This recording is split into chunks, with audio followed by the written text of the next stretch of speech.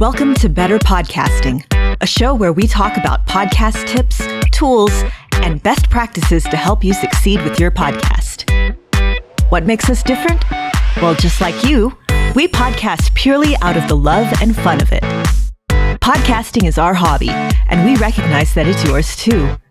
We always encourage your questions and feedback, and you can find all of our contact information at betterpodcasting.com.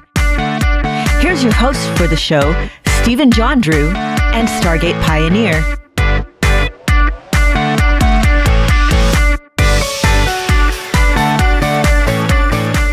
Hello and welcome to episode 2 of Better Podcasting. I'm Stephen John Drew, and of course, with me today is Stargate Pioneer. What's going on, SP? Just enjoying the great weather outside, and it's just a good time because I knew that tonight we were going to be recording Better Podcasting. Very, very true. Very true. And this is going to be the second official episode of Better Podcasting. And as we mentioned last time, we are continuing our series on the basics of podcasting.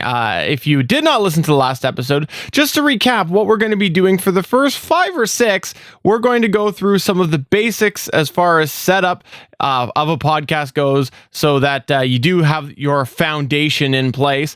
And then after that, we're going to switch the format a little bit up so that we end up bringing in a little more listener feedback. But for now, we are doing this little series. We're also pleased today to announce that we are debuting what will be our ongoing segment covering something current, and you'll just have to wait till the end of the show to find out about that. Absolutely. Podcasting is fun. Hobby podcasting is fun. And we're excited to be doing this podcast, but we know you're excited to do your podcast.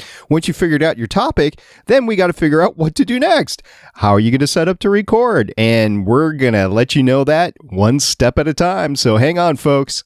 For sure. Well, should we just go ahead and get right into the points that we have there today, SP? Sounds like a good idea to me. I mean, the first one is pretty... You got to have one of them, and if you don't have one, then you can't really do a podcast because there's no way to record your voice.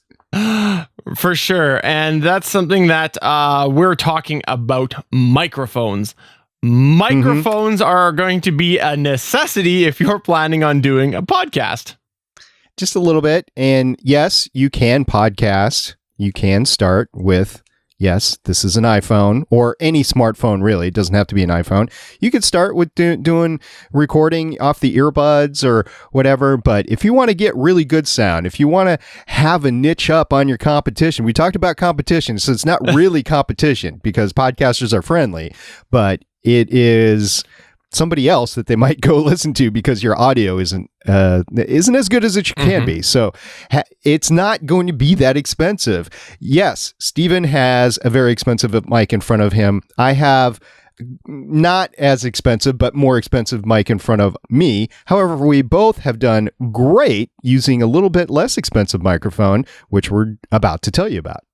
Yes, and what I want to start off with here is giving you a bit of an idea about the two different types of microphones that you can get, or the two main types of microphones, I should say. And there's the difference between what's called a condenser and a dynamic microphone. Now, a dynamic microphone is something that has a small field, essentially, of pickup, and then a condenser is something that has it's a larger diaphragm, I guess you would call it, that picks up pretty much everything around you, and the dynamic one is more refined. Now, if you look at studios, like music studios, things like that, they tend to use condenser microphones. However, look past that microphone and what you'll see is a lot of soundproofing. So that's something that you might want to consider when you are shopping microphones. With a dynamic microphone, more than likely, you're not going to pick up all of the surroundings around you. Yes, you'll get a little bit, depending on how loud those things are. If my kid was out the door right there yelling, you would absolutely hear that. But not anywhere near as much as you would hear on a condenser microphone, because really, a condenser will probably pick up the train going down the tracks 3 blocks down. Think of it this way. You're listening to a radio station, right? A lot of people listen to the radio on the way to work, on the way home, whatever, or you have in your lifetime. Maybe you switched over to podcasts all the time. Yay, congratulations. But so you're listening to the radio and they're in studio in the morning. You're driving to work. You're listening to the morning crew, whatever, or the news or whatever. And you're listening to the radio announcers in studio and you hear pretty crystal clear sound, right? They might be using a dynamic, they might be using a condenser, it doesn't really matter. The purposes for this is go to a live situation. Like it's Saturday morning, they're at the car dealer, or they're at the music store, or they're at some place and they're doing a live event. You hear the crowd in the background. Okay. So to isolate the vacuum going off in the room next door, the TV, or the kids playing, or the trucks going by on the freeway, a dynamic cardioid microphone at home is probably going to be your best bet for home solutions. Now, if you're a voiceover artist, you might want to do a condenser, but then you're going to have to isolate the sound and do proofing in your room or whatever. But we're talking for hobby podcasting here, which is what we do. Yay! Yeah. For hobby podcasting, a dynamic cardioid microphone is what you want. Yeah. And yes, I am using a dynamic microphone. Yes, SP is using a dynamic microphone, but I have experimented with a condenser. I admit that now. If you go back and you look at some of the photos of me doing podcasting over the years, yes, there was a condenser. I did that purely out of interest on finding out what it was like and things like that. And you will see that it did not last very long before I went back to my dynamic, because people very, very much underestimate how much that condenser does pick up. So it is something that wholeheartedly I do recommend, a dynamic microphone. And best of all, there's a couple of mics that SP and I are going to talk about today, which are probably cheaper than your cheapest condenser mic too. Yeah, if you're talking about cost, there is no second guess. There is only two microphones that are really touted, maybe three, because there's three versions of it, that people will recommend for beginning podcasters for a lot of different reasons. They sound great. They're both USB and XLR compatible, and they're dynamic cardioid. So what do we got, Stephen? All right. So the first one that we have is what's called the Audio-Technica ATR 2100. Now, this one here is a USB/XLR dynamic cardioid microphone. This is the little brother of the two Audio-Technica microphones. It is something that you actually see it behind me right there. That is it. And it is, if you're looking at American prices, SP knows them a little bit better. SP, how much does that run there? You can get it on sale nowadays for about $40. There was a time that you could get them for $30, $35, but generally on sale, you can get them for about $40, which is amazing for the quality of a microphone that it really is. Yep. And in Canada, you're probably looking around the $70, $80 range. Just depends on where you live. Just less availability up here, but still very, very reasonable for a microphone like that. Now, what's nice about that, I mentioned it's USB and XLR. So XLR is a analog, wired type of signal that you plug into like a soundboard or something like that.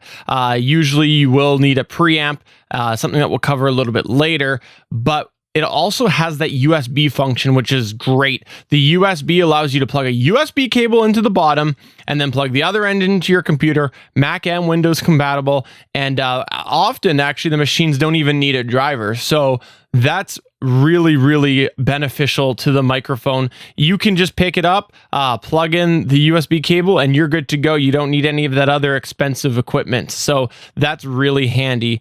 The big brother to this is what's called the Audio-Technica AT2005 USB, and it is a black microphone, so it looks a little bit different, a little sleeker in my opinion. The grill, I like it a little bit better as well. The switch is a little bit softer, less of a less clicky. Yeah. I don't know what you want to. It's flat and it's conformal to the body of the microphone as well. Yeah, and that's this guy right behind me here, there. That one is the AT2005, and it is what's deemed the professional.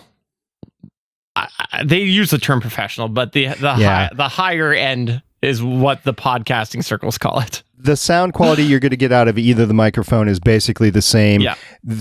the best thing that we could figure out after taking them apart and looking at them on the inside is that the AT2005 might have a little bit more padding foam around the diaphragm on the top of the microphone. So a little bit better on the plosives, a little bit better maybe on the wind noise if you're outside or something like that. But it is basically, it's the same sound card. It's the same guts of the actual receiver of the sound. And so it's going to sound the same. And if you're on a budget, I'd go with the 2100. I bought the 2005 for my first microphone that I went with of the two, and it is still to this day my favorite microphone. It's in my go bag. I have it available to me wherever I travel to, and I use both the USB and the XLR capabilities with it, and it is an amazing microphone. Love the sound out of it, and I'm glad I have it. And you can get them on sale for around $50. When they go on sale, but they normally go in the $70 to $80 range off of Amazon or any of the other music stores, regular stores that you can get them at. Yeah, and I used the AT2005 as my primary mic for a little bit, and quite a nice microphone, but I have used the 2100 on the go a couple of times, and they're both very, very similar. Maybe some slight difference in the plastic material, but aside from that, really, I'm not seeing much of a difference, and they're both very, very good microphones. And if you go to YouTube, I actually encourage this. I know we tried to be a good podcasting source of information, or that's our plan here, but look on YouTube. If you go to YouTube and you search up AT2005, because that actually has, I think, a few more head-to-head comparisons than the 2100. If you look that up, there are people who have actually done comparisons of this microphone with some other broadcast standards, and it is amazing how much it can hold its own. Yeah, it is. It's not quite there, right? It's not going to be the same as a $500 microphone, but it'll get you 80, 90, 95% there, depending on your application. And definitely if you're starting out, I'm guessing you're just going to want to go USB into your computer. I'm just guessing. And if you want to do that, either of those two mics are just amazing in the sound quality you can get with the USB capability. I highly, highly recommend it, and can't say enough about it. It's all over podcasting circles. If you want to start, get an ATR 2100. I would recommend, if you can afford it, the AT 2005, just because it's my favorite out of the two. Color, fit form, and everything. Sound quality, it's the same. I mean, come on. It's you pay for vanity, really. And the 2005, you get a travel carry bag, I believe. I don't think you get that on the 2100. And you get the microphone clip, the thing that holds the microphone on the stand, and you get the little stand where it's portable. You can take it anywhere. And the stand's a little wimpy, to be honest with you. But if you're just starting out, if you're just checking out podcasting, if you're guesting on another show for somebody, you can't go wrong with this microphone. When I started podcasting back in 2000, on New Year's Day, 2011, if I would have gone home and if I would have bought one of those, it would have saved so much trouble over the next couple of years. It would have been great. But nobody knew enough to recommend it to me at the time. So yeah, I have one now, and I recommend getting one of those two microphones to anybody that's starting out. Agreed. And I have a similar story. I actually started off with this guy right here, the Shure SM58. And while that is a good microphone, and a microphone that they often use in the music industry on stage and things like that, there was a bit of issues that I had manipulating the sound, especially in the higher range of things. And I wasn't really happy with it. And I have to say that if I had actually had the AT2005 or the ATR 2100, I highly doubt that I would have began a quest to replace the microphone like I did with the Shure SM58 that led to a bit of a variety of microphones in my possession. Yeah. It looks a little bit excessive, folks, but we were thinking in terms of starting better podcasting. We were looking at the microphones and we were like, okay, what are we going to recommend? I mean, really, because we had to try them out and go with it itself. So everything you see behind him is in the $100 and below range. And stay tuned for a microphone comparison with all that. But if you're just starting out, again, the Audio-Technica microphones, you can't lose with them. You just can't. Yeah. Now, assuming that you have decided on a microphone, and it may have been the couple that we recommended, or it might be another one, the next thing that you want to be concerned about is how are you going to place the microphone? Because there's something that I want to show you viewers, and if you are an audio listener, you might want to pop over to the YouTube to see this. SP and I have very different microphone positions right now. Now, there is a reason for that.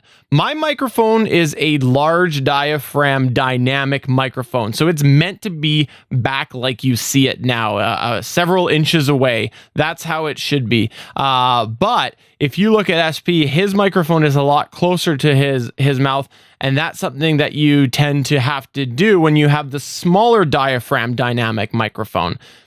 Correct position is actually, as you will see it with both of us, off to the side a little bit, pointed towards you, not directly on, because if you go directly onto the microphone, that's something that usually you end up getting a lot of plosives. That's your P's, poppings, a bit of S's, hissing, things like that.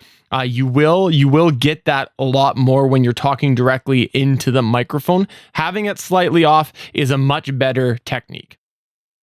That's true. It is. And you want to have your mouth somewhere between 2 and 4 inches away. That's really the correct. You don't want to actually have your lips right on the microphone cage, and you don't want to be too far away, because then you're gonna have to jack up the gain and get a lot of room noise around you. Similarly, if you're using a stick mic or a vocal mic like I have, you're gonna need some sort of either a pop filter, or most people that use these type of microphones use a windscreen, a foam windscreen, to go over the top of the cage, and that's what you're at. By the way, I have a Sennheiser E935, which is what I'm using right now, and pretty much all the microphones with this fit form, they're stick microphones, and they pretty much are all the same in terms of what they actually look like when you put them on your microphone stand. So it's good to go there.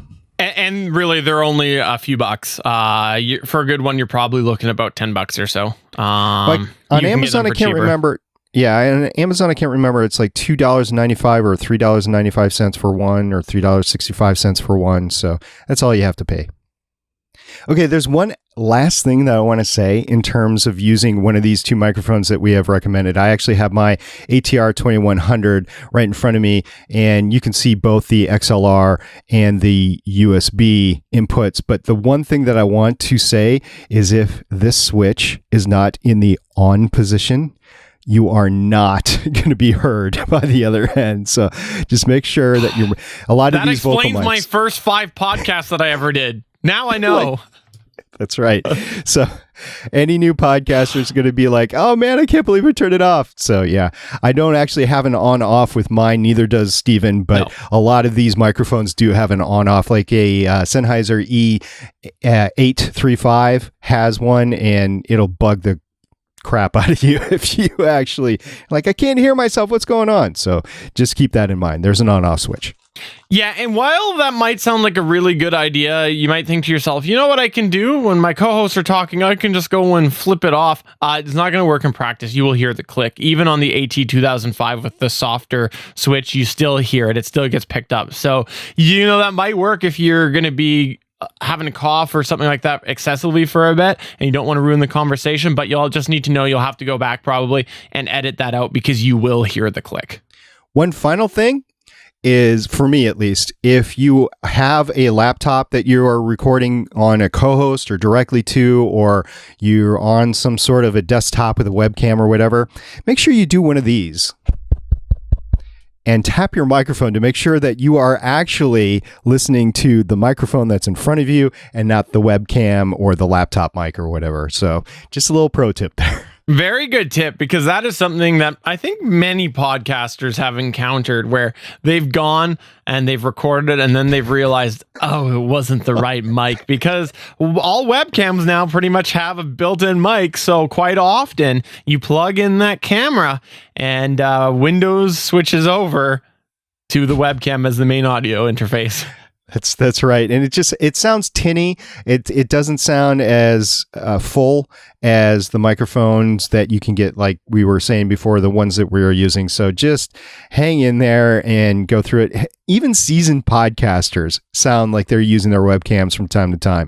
On Legends of S.H.I.E.L.D., we just had that incident last week, and 2 weeks ago we had it on Starling Tribune, and I had to stop the podcast in both cases and say, hey, look, are you using your main mic or are you using your laptop mic or whatever? So, for sure. And the last tip that I have is not the mic itself, but related to the mic.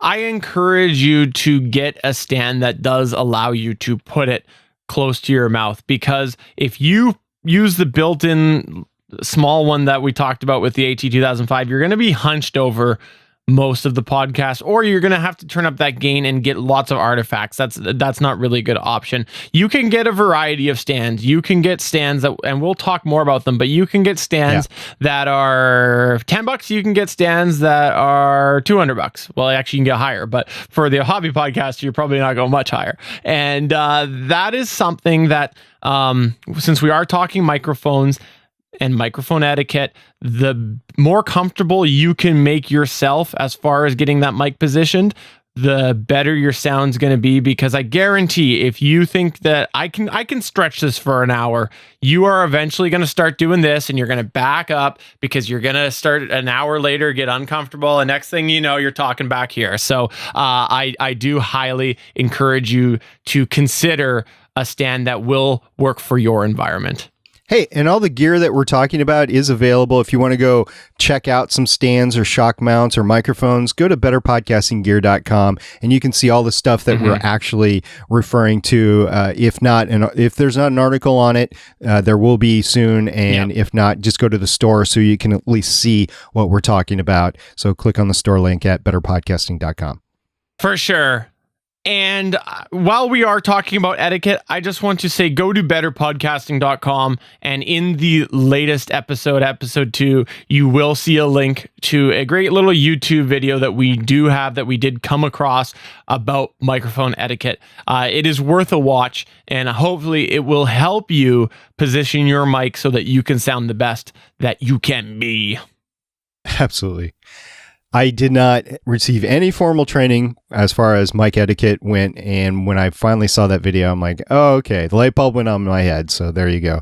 I just had, get your mouth right on the microphone. Well, that's not exactly how it's supposed to work. I understand the concept, but no, there's a lot more to it, and definitely worth checking out. It might save you a bit of growing pains. So definitely. So you've got your microphone, and hopefully you got a stand and shock mount, whatever. We'll talk about that later. But right now, you're excited about getting your podcast out. You want to have some fun. You want to hang out with your folks. You want to build a community or whatever, and you want to get that first episode out. So in order to do that, though, you got to record it. Yes, that is a very, very valid point. We can get all the microphones we want. We can sit around a table, but if they're plugged into nothing, that's a problem. It's just slightly. So there's a bunch of different ways you could do it. And we'll talk about all the different ways probably in follow-on episodes, because it can get very complicated. You can use a mixer. You can use a portable digital recorder, which actually I am doing right now. Steven's actually got a sort of a system where he's going into a second PC, and that's working for him. But a lot of people, they just want to record on the equipment they own right now because they don't want to spend a lot of money, and we get that. And so you need to record using the computer that you have. Yeah. And following up to what we talked about earlier, these microphones, you might plug them directly in USB, so that makes your options a little more limited. Now, there are a couple of ways to do it. If you are planning on doing a live show, you could actually use a service called Hangouts on Air. You actually don't even really need to do it live. You can actually manipulate this. It is a Google service, and what it is essentially everybody gets in the call, and then Google records it. It's primarily video. You can do it audio only. And then later, once it's done, you can just pull and rip the audio right from YouTube. So it's a service that kind of automates it. Now, the trouble with that is that Google Hangouts on Air, while it does have some features where you can kick up the audio, it's not the best quality always. It does vary because it is a video service. It does not carry the same level of audio quality that you would get recording something locally. That is true. The best sound that you're going to get is to record something locally, whether it's direct into Audacity or using a portable digital recorder or some advanced form of a recorder that's local. That's the best sound that you're going to get, hands down. If you want to take a look at some of the examples of people that use Google Hangouts on Air, you can take a look at All Things Good and Nerdy, which is on the Gonna Geek Network, or Art House Legends has used Hangouts on Air from time to time as well.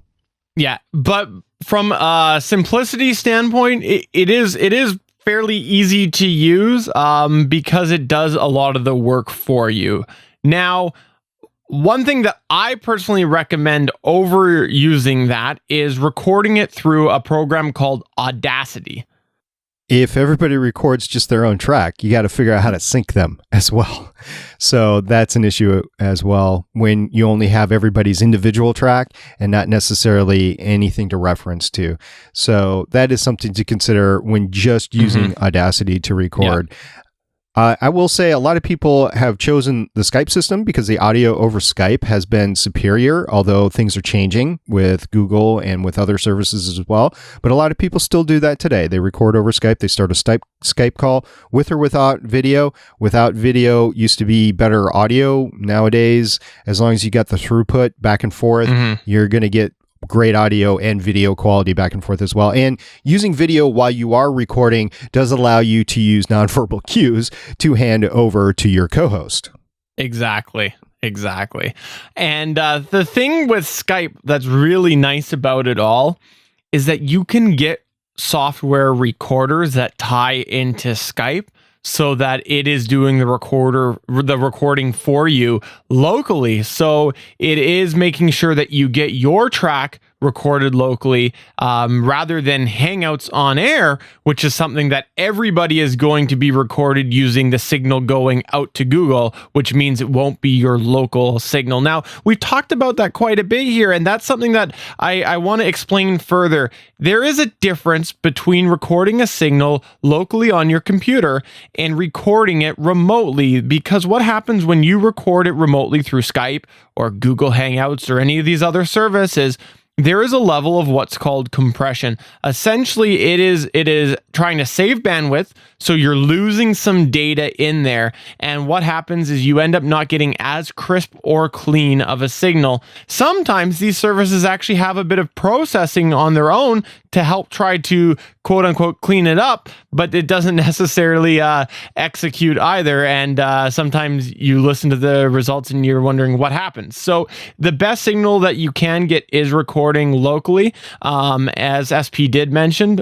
And that's what's nice about using the Skype recorder, because you are going to end up getting at least your microphone recorded locally. So yeah, there's a lot of different Skype recorders available. I use a program called Evaer, that is EVAER. You have to buy it once and you can use it on any computer possible. And it has a video component to it as well. It doesn't work really great with Skype, but it is a Skype recorder, and you can use it in stereo as well, which is important. We'll get to that in a second. MP3 Skype recorder, Pamela. It does matter. Some of these programs are only available on PC. Some of these programs are only available on Windows and Mac, but you have to figure out which ones work with which and then go from there. Now, I will say that all of these have an option to record in stereo, and that means that your local channel will be recorded on like left or right, and then the other channel will be everything that's coming in will be recorded on the other one. Most, I think, is left is local and right is everyone else, but you'll just have to experiment with the settings in there to make sure that you are recording in stereo, so you're getting both channels, so you can at least separate something out of it. Otherwise, it's all going to be in one continuous track, and there's nothing you can do if you talk over your co-hosts or not. So that's what's important about recording in as many tracks as you can, as easily as possible. Yeah, because we never talk over each other ever. Never. See, it never happens. I tried to even do it there. It never happens. Tried to do it there and it didn't work out. I can't believe that we never do that. But seriously, if you do have the option of recording people separate on stereo, do it, because it will save you countless hours of very, very creative editing if you could just go mute certain people. So very, very good. The last thing that we want to touch about on the recording is what we had mentioned. There can be hardware recorders. Now, we're not going to get into all of the details on this episode, but the difference is what we've been talking about right now are all various software methods. So whether it's something that Google's doing it or whether or not you're using Evair to do it on your end, these are all things that are recorded through your computer somehow. A hardware recorder is a separate device. It could also be a hardware audio interface, something that we'll touch on a little bit later. But essentially, it's a separate piece of equipment that actually does the recording for you. Now, where this becomes a little more difficult is you obviously have to get your signal to this recorder as well as to your computer if you are podcasting via Skype or something like that. If everybody's in the room, it might actually make your life a heck of a lot easier. But most people these days don't have that ability. SP and I, contrary to what we want, don't get together every week to do the show. We do live in two different countries, so we have to do it by Skype. So there would be a bit of routing involved so that you get it to your computer and to the hardware recorder. Yeah, absolutely. And that's what makes these microphones that we were recommending before so versatile, because the output is simultaneous. It is not one or the other. It's both. It's both XLR, which is the 3 prongs you see, and the USB port as well. So you can go USB into your computer and you can go XLR into a recorder. And there's various, we'll get into the recorders, but there's various different ones, Zoom, Tascam, Roland. There's a bunch of different ones on the market. You can go even advanced. I mean, if you've got $1 gazillion and you really want to get into it, you can have a rack mounted. Come sponsor the show if you have exactly. $1 gazillion. Yeah, don't buy equipment for yourself. Sponsor us. Yeah, you could get a rack mounted recorder as well that like radio stations and TV stations use, but you're literally talking tens of thousands of dollars at that point. So, but we're talking in the tens of dollars. We're talking in maybe the hundreds of dollars. So we'll get to those types of recorders in the future. I think if you're just starting out and you just want to test your toe into the water a little bit, I think you're talking one of those PC recorders you just want to start with, see where you go, because you don't want to spend hundreds and hundreds of dollars on stuff that is going to sit in a closet and you're just not going to use. Yeah. So exactly. And the other thing to consider as well is whether you are going to be an audio or video podcast, because if you are going to be a video podcast, there is another level of complication, which is going to be recording that video. We'll talk more about that in the future, because video is a whole other can of worms and something that actually probably will need its own episode. But keep that in mind. If you are starting out, video will make things a lot more difficult. Hangouts on air may be your ticket to simplicity on that, but we'll cover more of that on a future episode, because we do know that we are trying to keep this simple here, and we're not going to dive too much into that right now at this point. But there's more than just Hangout on Air. There's Blab or whatever. So you might find yourself in need of a good camera. Now, a lot of laptops come with phenomenal cameras these days, and you might be able to use one of those. However, the kind of podcast industry standard on cameras is the Logitech C920.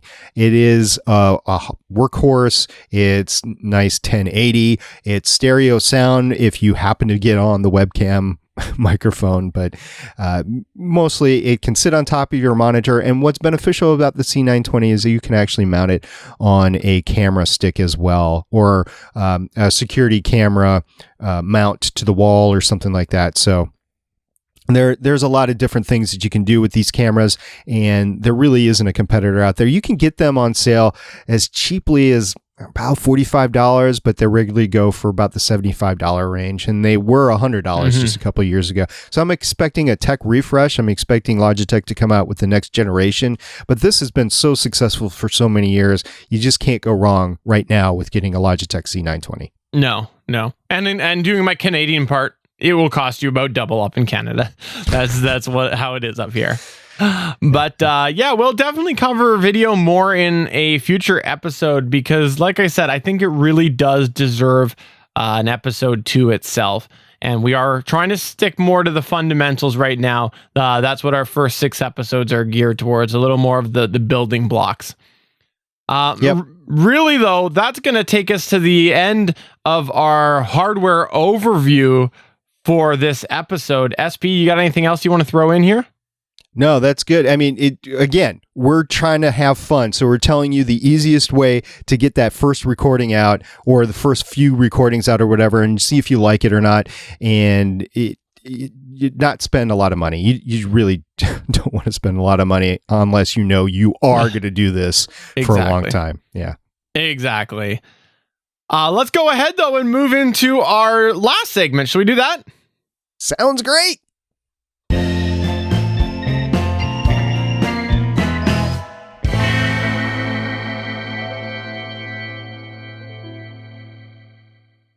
Alrighty, we are here with the debut of our recurring segment, something that you're going to see make frequent appearances in Better Podcasting. This is going to be a segment called This Week's Better Podcasting Download. So we're going to talk about something that's current in the news or something that is very important or something that we need to get to you. So it might be news. It might be something that we need to take aside in a special segment to work on. But in this particular week, what we're doing is we're talking about the great announcement that just happened since we recorded last time. And that is that Google is getting back or into, depending on who you ask, the podcasting business for the first time in a very long time. So until now, podcasting has been owned by iTunes. If you take a look at the stats that Libsyn puts out on the Feed podcast, Rob Walsh puts out podcasting stats, and once a month, they record 2 episodes a month, and every other week, basically, you get stats. 70% of the podcasts to date are downloaded by some sort of iTunes architecture. iOS, Apple owns about 70% of the downloads on podcasts. But on the other hand, and Stephen, you might know the exact stat because I don't know, but Android devices are getting to the point where they're outnumbering iOS devices. And that is where most podcasts are being consumed, in the mobile architecture. So until now, there hasn't been, and there still isn't because it's not live as we're recording this podcast, but there hasn't been a singular place to consolidate podcasts on Android, on Google, until now. Now there is. They have announced that they will be doing some sort of podcast inclusion in the Google Play environment. And they have opened up the coffers for podcasters to submit their podcasts into Google Play. But it's not all good news. It comes with a price, right, Stephen? Yes, it does. This is going to be done a little bit different than what is called iTunes. iTunes is more of a directory service. So essentially what it's doing is it's reading your RSS feed, then it is allowing the user to subscribe and download them directly from you. Google Play is doing things a little bit different. As you know, Google has their own sort of unique taste on things sometimes, and they are often in it for themselves, let's be honest. While they do create a lot of great products that I personally like, there's a reason that they do that, and they are going to benefit from it. They are going to do more of, if you've heard of Stitcher, the Stitcher approach, where what they do is they actually download your podcast and host it themselves. So that means that you'll have to track Google Play music stats through their service instead of on your own, whatever it might be. And that's something that some podcasters like, some don't like. Personally, I think that it's great because I believe it in 2015 quarter 2, Android had 82% of the smartphone market. So it is a huge loss not having anything right now. And I think that there are a lot of really great apps, some that I have tried and I've quite liked. But it is something that Google needs to have something native, something that they've made. And I am okay with them using this approach. Yeah, until now, the main app, I guess, for Android to consolidate podcasts has really been Stitcher.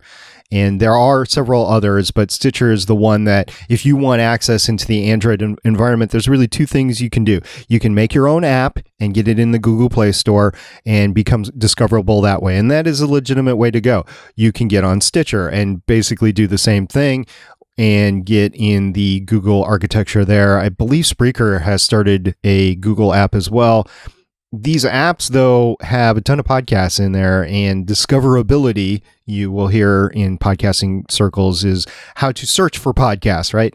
And discoverability is always an issue. Like, okay, I want to go and listen to a podcast on The Walking Dead. So I open up the podcast app, I type in search Walking Dead, and one comes up and I start listening to it. And that's how a lot of people actually search for podcasts. Or they go into the App Store of Google Play or the App Store on iOS, and they do the same thing. And the first app they come up with, probably that's free, they download that and boom, that's what they start listening to.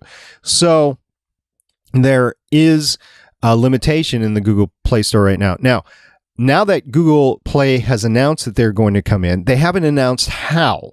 They just said, we want your podcast.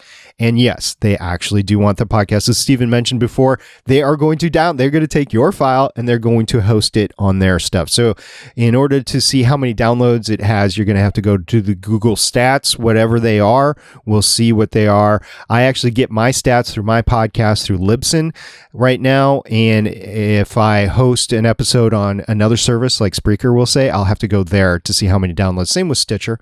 I have to go to Stitcher to see how many downloads are over there. Although I think there's a link back in Libsyn to Stitcher, so those stats are inclusive in Libsyn, but not all media hosts are like that. And we'll talk about media hosts later, by the way, if you're listening for your first time.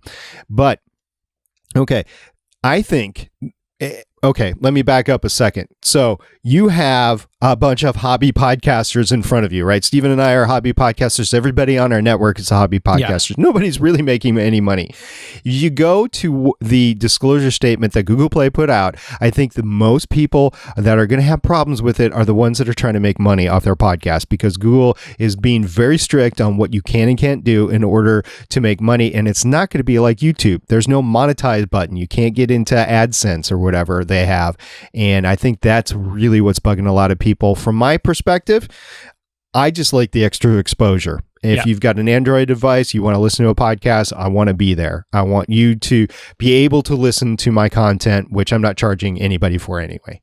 No, except me. You always charge me. That's all. But every month. Yeah, I'm waiting for that next payment, buddy. This is something, though, that I am personally really excited about because of the fact that I have used a variety of Android apps to try to download podcasts, and the directory of services that are there, some of them are really good and you'll pretty much find anything that you're looking for. And some of them are really, really bad, where you will put in a name and it won't be in there, and it might be a podcast that's been around for years. I've had that happen. So I like the idea that there is some form of standardization platform going to be available for Android users. Yeah, and another thing to keep in mind is that Google Play, if you're an experienced podcaster, if you're listening to us and you already have podcasts out there and you feel very comfortable and everything, and you've already maybe actually submitted your podcast to the Google Play Store, one thing to keep in mind is that Google Play actually is using different delineators than iTunes, right? So Libsyn, for instance, has started their own separate destination in Libsyn, kind of like a separate RSS feed specifically for Google Play. So it's asking for different items. Now, we'll take your regular RSS feed. It has morphed itself. Like, look, RSS is the standardization, and RSS feed for podcasts has been standardized to iTunes so far. And so Google understands that, and they're taking your RSS feed and they're morphing it into whatever formats that they need. But Libsyn has taken a step further and said, we will create a separate feed for you, a separate destination for Google Play. And I think more and more providers like Blueberry, Podbean, and stuff like that will be doing that as well to make dedicated destinations for Google Play. So just stay tuned for all of that. If you're an existing podcaster, if you're brand new, don't worry about it. Just submit your RSS feed to Google Play and see how that goes. Like I said, I'm really excited about this, and I just can't wait to see where this all lands and what Google comes out with, because they've been so away from it for so long. you think they've got to have something good if now they feel like coming back to it. There is a lot of excitement around here, and I just can't wait. Although, if you are concerned, I encourage you to read the terms of service, because it does actually state in there a lot of things that if you're worried about monetization, you really should take a look at what you're getting yourself into. But on the other hand, it's going to be Google, it's Android, it's the bulk of devices out there. So if you don't do it, you're limiting where you're going to be heard. For sure. But that's going to go ahead and take us towards the end of episode 2 of Better Podcasting. Thank you very much for listening. And as usual, we would love your feedback. And you can find all of our contact information at betterpodcasting.com. Feel free to hit us up on Twitter too. It's at betterpod. And we would love to hear what you've got to say, what questions you might have, suggestions for future shows, things like that. But just go to betterpodcasting.com. And as SP mentioned earlier, a lot of the gear that we do recommend is available to be seen at betterpodcastinggear.com. It's a separate website that we've got set up there so that you can see a lot of the products that we're talking about. So check out both of those sites there. And we once again, thank you very much for joining us today. So that does take us to the end. And I am Stephen John Drew. And I'm Stargate Pioneer. Bye. See you guys next time.